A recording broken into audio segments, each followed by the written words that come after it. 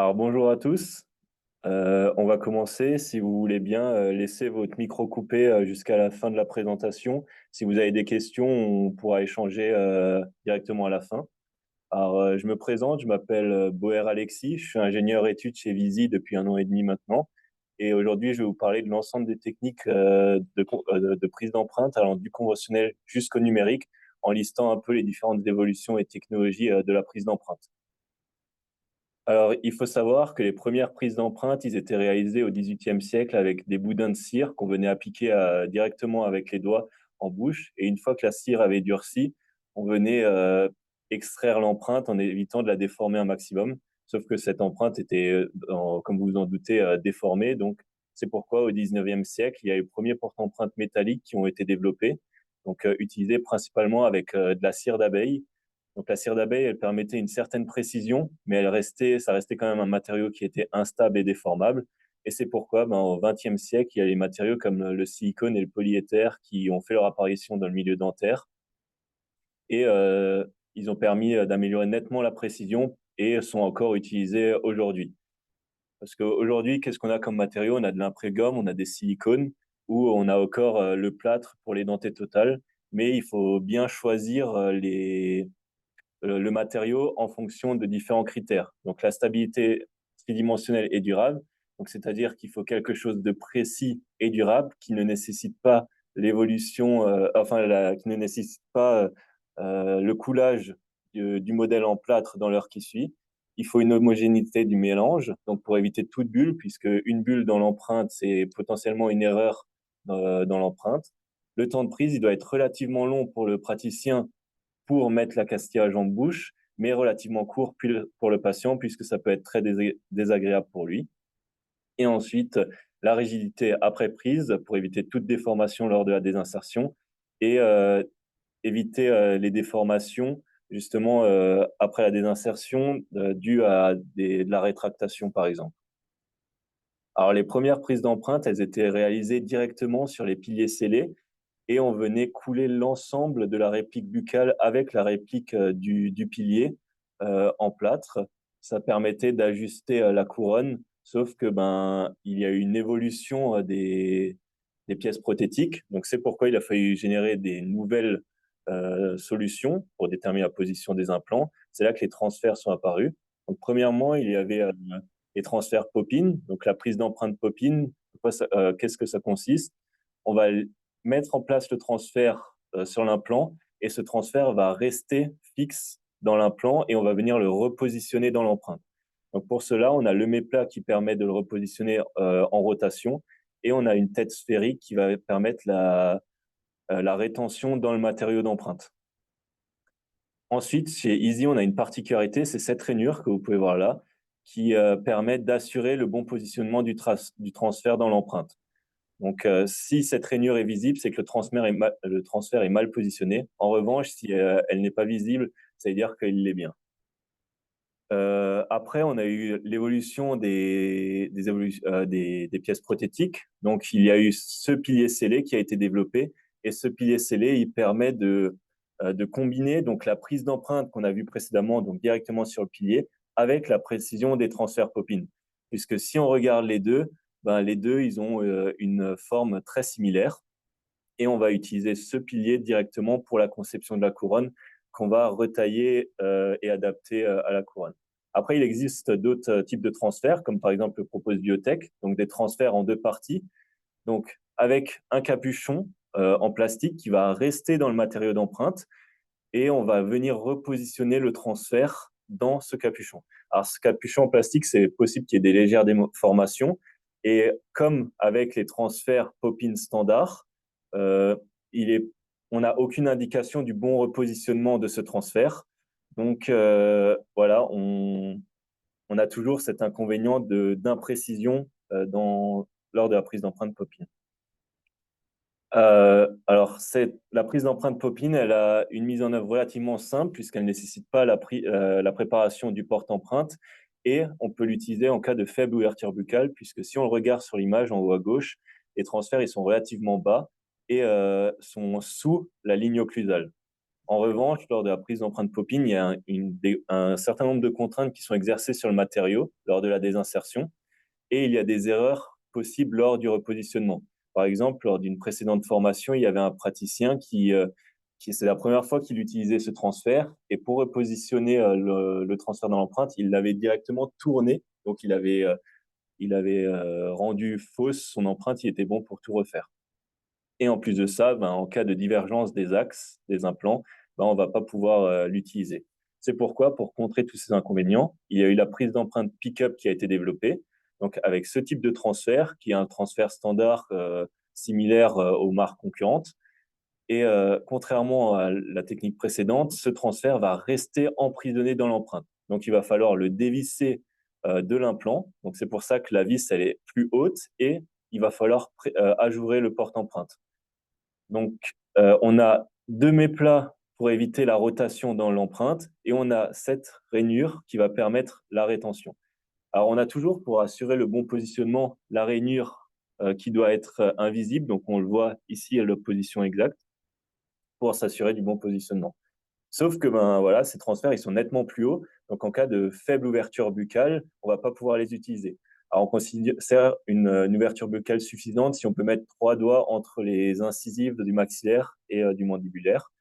Mais dans le cas où ce n'est pas le cas, il y a d'autres transferts pick-up qui ont été développés par Biotech et également par nous, donc qui sont des transferts clipsés. Alors, ils permettent de gagner du temps, donc ils se clipsent et se déclipsent très rapidement. En revanche, et il ne nécessite pas l'ajourage du porte-empreinte puisqu'il n'y a pas de vis. En revanche, il faut s'assurer du bon positionnement puisque la rétention va se faire par la déformation au niveau de l'hexagone. Donc, c'est possible qu'on vienne mal l'enclencher. Donc, pour ça, on a toujours cette rainure qui doit être cachée dans l'implant. Après, si on a une divergence des axes, on ne va pas pouvoir les utiliser non plus, puisque en cas de restauration plurale, on aura un point qui va bloquer au niveau de l'hexagone. C'est pourquoi il y a un troisième type de transfert qui a été développé. C'est les transferts démontables, donc composés du corps, de la partie hexagonale en rouge et de la vis en verte, qui sont tous les trois démontables l'une de l'autre. Alors, comment il fonctionne ce transfert?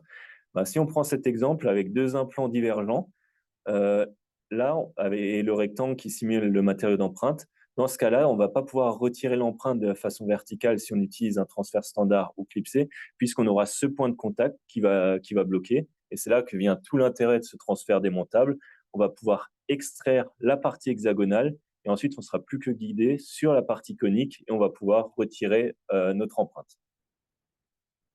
Alors, bien que la mise en œuvre soit plus longue, puisqu'elle nécessite l'ajourage du porte-emprunt et une forte ouverture buccale dans le cas d'utilisation du transfert démontable ou du transfert standard pick-up, cette technique est nettement plus fiable et précise que la technique pop-in, puisque les transferts restent immobiles dans l'empreinte et il n'y a pas de déformation du silicone. Après, il y a un dernier cas qui peut nous arriver, c'est on a deux implants l'un à côté de l'autre avec des axes divergents et les deux transferts se chevauchent. Donc là, qu'est-ce qu'on peut faire? Donc soit on va s'orienter vers du multi-unit et on va rattraper directement l'axe des implants avec ces piliers et faire soit la prise d'empreinte conventionnelle ou numérique sur multi-unit, soit on fait une prise d'empreinte numérique direct implant, donc avec des scan body. Et là, il y a deux scénarios. Soit les scan body ne se chevauchent pas et on va faire une seule empreinte, soit on va pouvoir faire plusieurs empreintes avec le scan body sur l'implant de gauche, une empreinte, une seconde empreinte avec le scan body sur l'implant de droite. Et ensuite, sur le logiciel, on va pouvoir les faire coïncider pour la création de la couronne. Et c'est ce qui m'amène au chapitre suivant, donc la prise d'empreinte numérique. Alors, cette prise d'empreinte numérique, elle peut être faite soit directe, donc c'est-à-dire dans la bouche du patient, soit indirectement, c'est-à-dire le praticien, il va réaliser la technique conventionnelle, donc avec une réplique en plâtre, et le laboratoire, pour travailler de façon numérique, va rescanner avec le scanner de laboratoire cette réplique. Alors, il faut savoir que l'empreinte numérique ne date pas d'hier, puisque en 1960, elle a fait son apparition dans le milieu aéronautique et automobile, dans le but de standardiser et faciliter la fabrication de pièces complexes dans ce domaine-là. Sauf qu'en implantologie, chaque couronne et chaque pilier sur mesure sont uniques. Donc, c'est pourquoi cette technique a totalement sa place dans ce domaine. Et c'est ce qu'a voulu montrer François Duret en 1973 avec l'intégration de la prise d'empreinte numérique dans le milieu dentaire. Il a pu la démontrer en 1985 lors de l'ADF, avec la création de la première couronne en moins d'une heure. Et suite à ça, il y a des professeurs et des docteurs qui se sont penchés sur le sujet et qui ont simplifié cette technologie dans une petite machine. C'est là que le système CEREC est né. Avant de développer ce que c'est le système CEREC, puisque c'est quand même la technologie qui, pendant 20 ans, a été leader dans le milieu dentaire, je vais vous expliquer rapidement comment fonctionne la caméra numérique. Donc, la caméra numérique, voici ce qu'elle va acquérir. En fait, elle va générer un nuage de points. Donc, par rapport à une surface existante, elle va toujours prendre un point qu'elle connaît et générer le suivant. Et en fait, grâce au logiciel de conception, il va relier tous ces points avec des faces triangulaires. Donc, c'est ce qu'on appelle le maillage pour réaliser un modèle 3D. Et c'est ce modèle qu'on va pouvoir utiliser pour la conception de la couronne. Alors, ce modèle, il est exporté dans un format neutre. Donc, c'est un format en général STL qui est compatible avec l'ensemble des logiciels de conception. Mais donc, pour parler du système CEREC, donc le système CEREC, la particularité, c'est cet ergot sur la T-base qui est l'élément anti-rotationnel. Donc, on va pouvoir l'utiliser avec un scan body spécifique, donc en pic, qui va légèrement se déformer pour créer la rétention. Et ensuite, on va directement usiner la couronne avec l'emplacement pour l'ergot. Donc, cet emplacement, il est pré-usiné dans des blocs pré-usinés par CEREC, et on va usiner directement notre couronne dans ce bloc.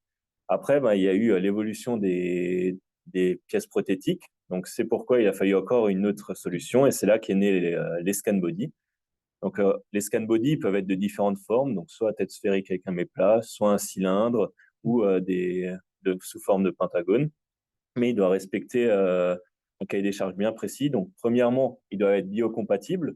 Donc, comme toutes les pièces prothétiques, il ne doit pas émettre de reflet puisque chaque reflet, c'est une erreur d'acquisition de la caméra. Il doit être asymétrique pour permettre à la caméra de se repérer, puisqu'elle va toujours se baser sur une forme existante. Donc, si on a une forme cylindrique, c'est possible qu'elle se perde spatialement. Et ensuite, il faut une surface assez grande pour le matching sur le logiciel de conception. Ça, on va le détailler juste après. Après, ces scan body, ils peuvent être en une ou deux parties. Par exemple, Dynamic Abutment propose des scan body en deux parties, donc avec un index de scannage qui est compatible avec un grand nombre d'adaptateurs qui sont eux-mêmes compatibles avec plus de 90 marques d'implants. Et comment il fonctionne, ce scan body? On va venir mettre en place l'adaptateur dans l'implant avec le tournevis adapté. Et ensuite, grâce à une force magnétique, on va venir mettre en place l'index de scannage. Il faut vraiment faire attention lors de la mise en place de cet index de scannage. Donc, dans cette configuration-là, il est bien mis. En revanche, dans un grand nombre de cas, l'hexagone, il n'est pas bien indexé et donc on se retrouve avec un hiatus à ce niveau-là et un problème d'occlusion lors de la mise en place de la couronne en bouche. Donc, je vous recommande fortement, si vous utilisez ce type de scan body, de légèrement appuyer sur l'index de scannage et de le tourner pour être sûr que l'hexagone s'enclenche parfaitement. Ensuite, cette surface, le méplat là, et va être essentiel pour le matching sur le logiciel, pour déterminer du coup numériquement la position de l'implant. Donc, il faut positionner cet index d'une certaine façon. Donc, le méplat, il est vraiment conseillé de le mettre soit du côté vestibulaire, soit du côté lingual ou palatin, pour être sûr d'avoir une bonne acquisition de ce méplat. Si on le met dans le sens mésiodistal, c'est possible que, là, vous voyez, on a un espace restreint. Donc, c'est possible que la caméra n'arrive pas bien à prendre ce méplat. Puisque si on va sur le logiciel de conception, comment ça va fonctionner? On a le fichier scanné et les bibliothèques numériques, en fait, sont constituées d'une coque qui reprend exactement la forme extérieure du scan body. Et c'est cette coque qu'on va venir faire coïncider avec notre fichier pour déterminer la position de l'analogue et avoir la position exacte de la couronne. Nous, on a pas, on vend ce type de scan body, mais on a développé un deuxième scan body, donc en une seule partie pour minimiser les erreurs, puisque là, en fait, vous voyez, il y avait la possibilité d'avoir une erreur de hiatus. Donc, en collaboration avec le laboratoire Artecam et Newtek, on a développé des scan body avec une forme de pentagone. Donc, pourquoi? Déjà, premièrement, c'est une seule pièce qui va se monter dans l'implant. Donc, on assure le bon positionnement du scan body dans l'implant. On va pouvoir le visser directement avec le tournevis hexagonal 1.20, donc qui est le tournevis compatible avec l'ensemble des pièces prothétiques Easy. On a le système de vis imperdable. Donc, le système de vis imperdable, qu'est-ce que c'est? On a un filetage dans le puits de vis qui va éviter que la vis sorte du scan body. Et donc, ça va permettre de faire en sorte qu'on manipule qu'une seule pièce. Et en plus de ça, on a un pentagone, donc une multitude de faces qu'on va pouvoir utiliser pour le matching sur le logiciel. Alors là, par exemple, j'ai utilisé les 4 arêtes, les 4 à ce niveau-là. Et par contre, on aurait pu utiliser d'autres faces, comme les 3 faces derrière ou les 3 faces là devant. Il y a vraiment une m'intéresse pas du tout. cas où il y a un problème d'acquisition lors du scannage. Alors, le numérique, il est de plus en plus présent, mais il y a des limites. Donc, dans le cas d'une restauration unitaire, il va permettre une prise d'empreinte nettement plus rapide que la prise d'empreinte conventionnelle avec une précision, avec la même précision. En revanche, lors d'une prise d'empreinte plurale, le temps peut être plus long que la prise d'empreinte conventionnelle, puisqu'on va devoir faire une prise d'empreinte du maxillaire et du mandibulaire avec ou sans scan body et la ligne occlusale. Du coup, c'est 4 voire 5 empreintes. Après, ces inconvénients, ils sont vraiment à prendre à la légère, puisque on va quand même vers des technologies de plus en plus précises avec des caméras qui, en un seul passage, permet une bonne acquisition. Après, en cas d'une restauration plurale, c'est possible que la distance entre les scan body soit légèrement faussée, due à la distorsion d'image. Mais pareil, avec l'évolution des caméras, on est en train de voir que cet inconvénient, il est en train de disparaître. Mais c'est pas le seul facteur qui va générer euh, une mauvaise prise d'empreinte. Donc, il y a différents facteurs. L'opérateur, en fonction de son expérience et de la stratégie de numérisation qu'il va utiliser. La topographie des implants, donc c'est-à-dire le nombre, la distance entre les implants, les inclinaisons. L'environnement, donc s'il y a de la salive, la lumière. La forme et le matériau des scan body. Et il y a un dernier point qu'on va pas pouvoir contrôler, c'est le maillage, donc généré par le logiciel de conception. En revanche, il est possible de minimiser ces erreurs. Donc, par exemple, en appliquant une trajectoire adaptée. Donc, nous, c'est la trajectoire qu'on propose. Donc, la partie vestibulaire, la partie palatine et la ligne occlusale. Et par exemple, le docteur Gérard Sandy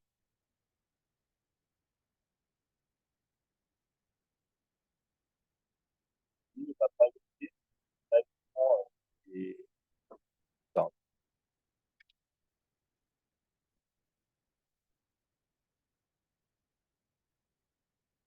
Ouais. Voilà, il va balayer en fait l'ensemble de l'arcade de cette façon.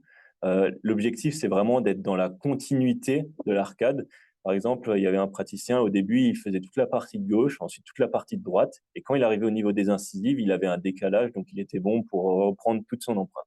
Donc vraiment, il faut rester dans la continuité. Après, dans le cas où on a 2 implants l'un à côté de l'autre, nous, on recommande fortement de mettre les scan body en quinconce pour éviter que la caméra ne se perde, puisque, comme je vous l'ai dit précédemment, elle va se baser sur une forme existante. Donc, on avait vu lors des essais que, en fait, on scannait ce scan body et la caméra se déplaçait sur celui de gauche. Donc, de cette façon-là, il n'y a pas de risque qu'elle se perde.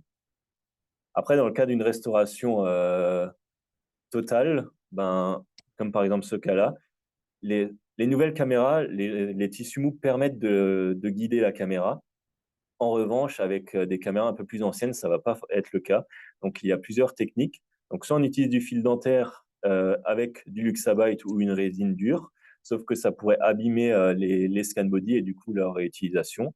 Ou alors, on peut mettre au niveau des vis des élastiques qui sont opaques et du coup qui vont permettre de guider la caméra.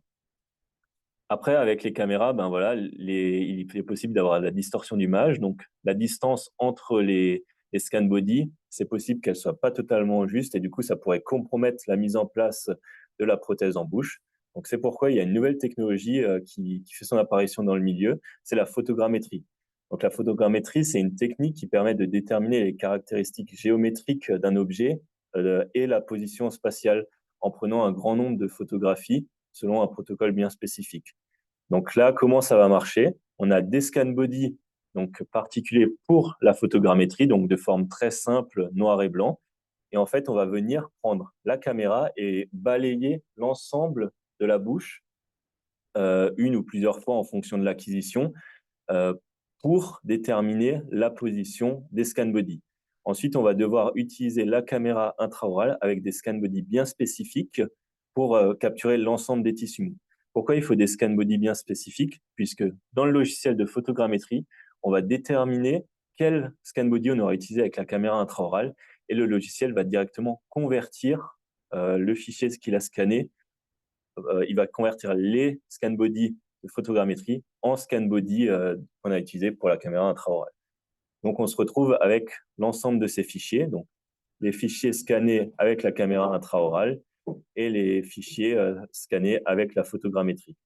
On va pouvoir faire coïncider ces deux fichiers donc dans le logiciel de conception en sélectionnant des points. Donc là, par exemple, on avait sélectionné ce point-là, celui-là et ce dernier-là. Et ensuite, l'intelligence artificielle va faire en sorte de matcher au mieux les deux fichiers. Et là, si on travaille directement sur le logiciel de photogrammétrie, on n'aura pas de souci de mise en place de la prothèse, puisqu'on est beaucoup plus précis. Enfin, la distance entre les scan body est beaucoup plus précise. Et par contre, il ne faut pas travailler sur le fichier de la caméra intraorale, puisque sinon, la photogrammétrie, là, elle n'aurait aucun intérêt.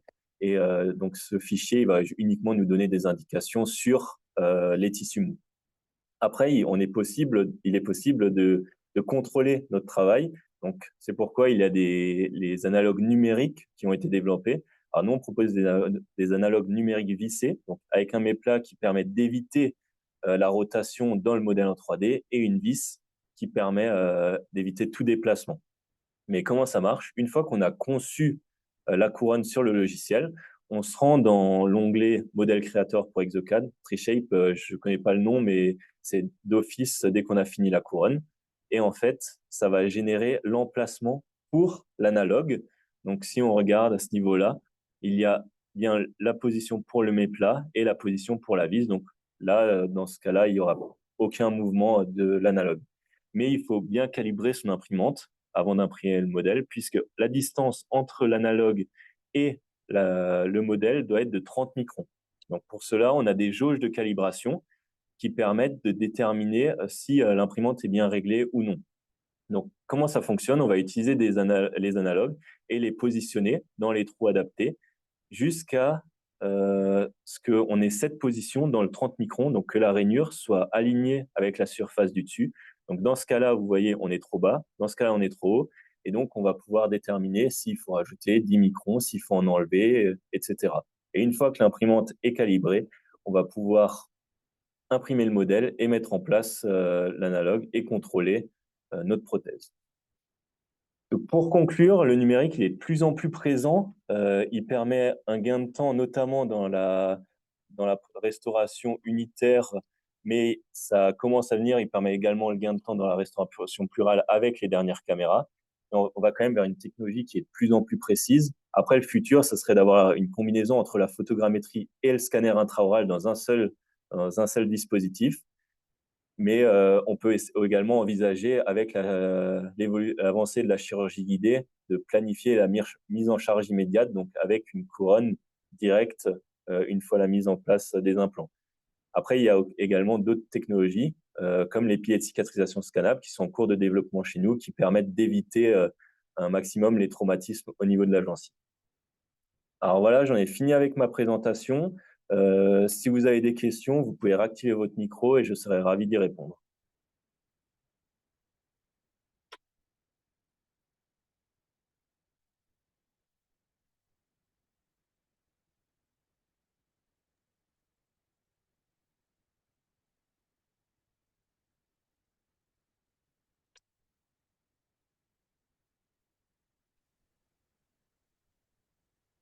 Bon, a priori, il y a pas de questions, j'étais clair. Je vais juste regarder dans le chat. Non.